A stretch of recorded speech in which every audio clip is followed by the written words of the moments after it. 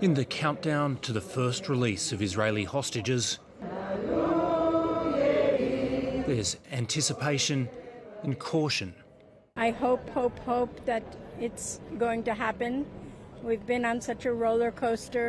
After a day's delay, 13 women and children held captive in Gaza are expected to be freed within hours. We have a bigger amount of hostages being there, and 13 is nothing next to the amount we want to have back. The first group should be released and handed to the Red Cross from 4 p.m. local time.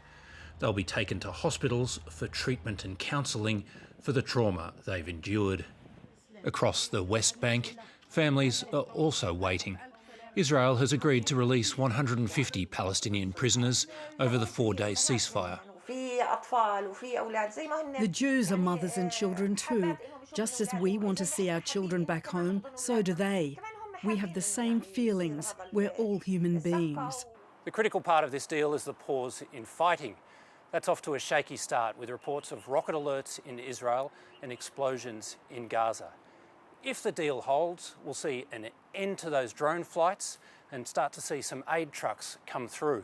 Here's the thing. Well, after those 4 days, the killing will continue. Both Benjamin Netanyahu and his defence minister have vowed to resume their offensive in full force after the ceasefire lifts. Qatari mediators are ambitious for something permanent. Our aim is for this deal to end with a lasting truce. As the deal came together, the war continued across Gaza.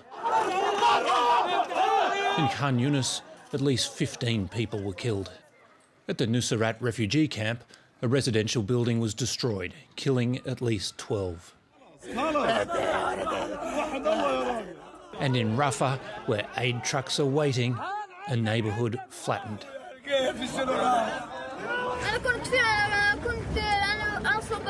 I was in the bathroom. I put my hands over my head and fell to the floor. Ceasefire or not, for some, it's already too late. Let's bring in ABC correspondent Adam Harvey from Jerusalem now. Adam, we are now 3 hours into the truce. Is the ceasefire holding so far? So far, Lydia, we're starting to see people moving around North Gaza much more freely than they have in the past, and all of those aid trucks are ready to cross the border. Now, Israelis have also been told if their family members are on that list of women and children who will come through at 4 p.m. if the deal holds. And we've already had some sad news. Mayan Zin says she's been informed that her 2 daughters, Daphna 8 and Ella 15, are not on the list. She says, "This is incredibly difficult for me. I long for their return."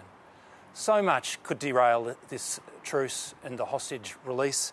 A drone overflight, a skirmish in North Gaza where there are so many Israeli soldiers on patrol and Hamas fighters holding.